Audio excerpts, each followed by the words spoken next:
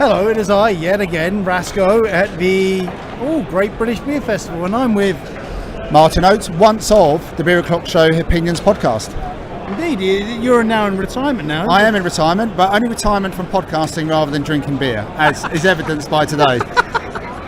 Well, what have you got with you right now? What's been your highlights? Well, I've got the Oregon Trail on cask from Elusive. Anyone who knows anything about what I talk about, they will know that's no surprise. I'm A, enjoying it, and B, I went for it. I had the Fine Ales Jarl. Oh, I went there yesterday. And also, you can't get it down south on cask very often. Yes. So, again, I'm trying to pick those beers which I will be able to say, I've had one of those, but I can't get it often. So I've noticed already that Jaipur's already sold out. It's already gone. Yeah, I didn't even know it was here. Yeah, it's gone already. Well, I'll give you a hot tip, and this is a hint for what may happen in the future. They're doing, have you seen down at the Discovery Bar? London Black, Ansbach Hobday's answer to Guinness. They're doing keg versus cask. I might try that. There's a lot of people who've got mixed opinions about the London Black. Yeah. I don't mind it. I mean, it's not a Guinness. I think Guinness stands on its own. Yes. Whether you like it or not, it does stand on its own. I like Whereas, it. I think the London Black, trying to pitch something somewhere slightly different. I don't mind it as an alternative. So I might actually have a little go at it. Cut a third of each. They only give you little samples. Oh, they're doing it in that way? Yeah, they're doing it in, like, you just get it in little shot glasses and then you just compare. Okay. I'll be honest, I walked straight up to the owners and the sales director and said, you start producing cask now. That's all I said, because it was just glided along the time. I will be interested to try that, so thank you for the top tip. Not a problem. So how many times have you been to GBBF? Haven't been for, obviously, the last 2 years, null and void. 2019 definitely didn't go. So it's either 2017 or 2018. Yeah. First one was 2001. Really?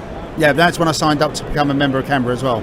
So that's why it sort of sticks in the mind. And I think that might have been when, it might have been back here, or it might have been when they did a few at Earls Court. Can't quite remember, it's a bit hazy. Earls Court was around 2009, 2010. Oh, was it? Yeah, so in which case it would have been here. Yeah. But yeah, I've always enjoyed what they set up here, and the building is lovely. Yeah. I know they're doing the refurbishment outside at the moment. And what I would say that they are getting right is the standard of the beers being poured, as in the choices, but also the way they're looking after them is better. Yeah. So all of them still are now coming through the cask taps. Biggest change, though, is the amount of keg taps available. Yeah. I mean, seriously, that weren't a thing. They brought that in 2018 and 2019. In 2019 there was a big keg, loads of kegs literally hanging from the glass here. It was a magnificent display. In that case I definitely didn't go to 2019. Yeah. So that's a good point, actually. 2019 was, some say, what made the Great British Beer Festival great again. I was all about it. Look, this for me... So is keg your default versus cask, or doesn't matter? It used to be my default. Now I don't mind either. I'm just all about good beer. I'll be honest, I am a bit sceptical on the term craft beer. And rightly so. Yeah. It's also, I think it's lost a lot of meaning. Yeah, I think after a decade, look, craft beer is no longer a new hip thing with people with big beards and whatever. It's just beer. Yeah, it's beer, and what's the best way of presenting it? And I think by having the taps is a great... I know that my wife definitely gravitates to keg. A little bit more of a chill, a bit more of that, maybe false carbonation, but she likes that. Whereas I think if we were here now, she would have run out of where she wanted to go to with cask after 2 or 3/3 or halves. Whereas having all these brewery bars with their keg taps and the keg bar in the corner as well, I think at last recognise it as just good beer. Yeah. And a good way to showcase it. The recognition was officially made, and they did Perry, and there's, this festival, seeing on a few other videos I've done, it is a bit cut down here, but it is still glorious and it is still great. It is still my favourite beer festival, because I would not be as enthusiastic without it, or without the Ealing Beer Festival, hence the t-shirt. I was talking to a friend of mine who I used to work with exactly about the Ealing Beer Festival about 10 minutes ago.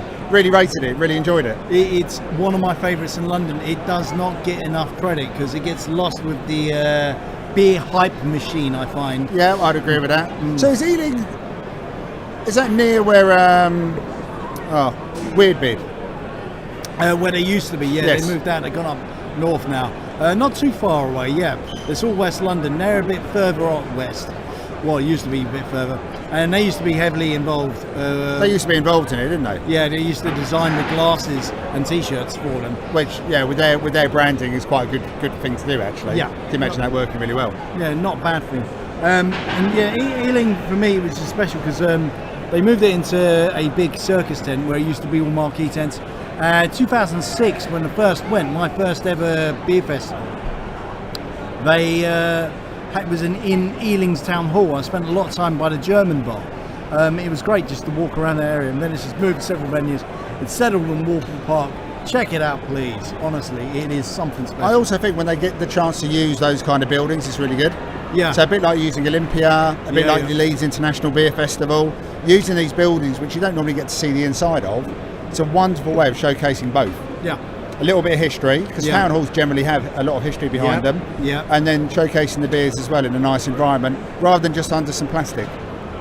Makes it, I think, a much better feel for it. I 100% agree with you. Like the venue and the feel of it, it transfers. I was at the Great British Beer Festival Winter Edition in Norwich 4 years ago. Yeah, because they do it in runs of 3 years, don't they?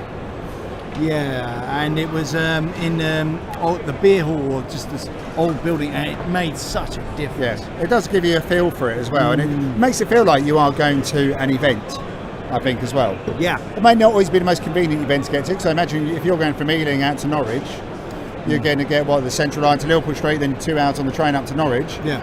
Even coming here, it's 20 minutes on a very warm day on a hot tube. So yeah, it makes it feel like it's worthwhile. It's not my local really. It used to be my local, but I live down in South in Croydon now, where Anne Sebastian Hopper are based. But yeah, and I haven't been out to their one. I'm still the only one I've been to theirs is the one on the old Bermondsey Beer Mole. So, but I've heard some very good things about the A&H tap room in Croydon. Yeah, it's all right. It's good. And they're expanding it because I don't think they know any limits to ambition, and I quite like that about them. So. Yeah, they're willing to try, and I was lucky enough as through the podcast to try some of their canned beers during lockdown. Yeah. And I do think they've really honed in on their talents as well, really dialed a lot of stuff in, and they were hitting the mark on a lot of those beers as well. Yeah. So again, credit where credit's due. I think that gave them the opportunity probably to do it as well. Conversely, even though a horrible period of time, it probably gave them that a little bit of freedom and time to actually, right, if we're going to do all this small pack, let's get it right, let's get it good. And I think they did that. Right, as we're on about beer festivals, I'm going to wrap this up. When was your first beer festival? First beer festival ever was 1987, Camera Beer Festival in Ipswich at the Corn Exchange. I was dragged there by work. I was only literally just started work from school and dragged there by work, and it was almost like, you have to come along.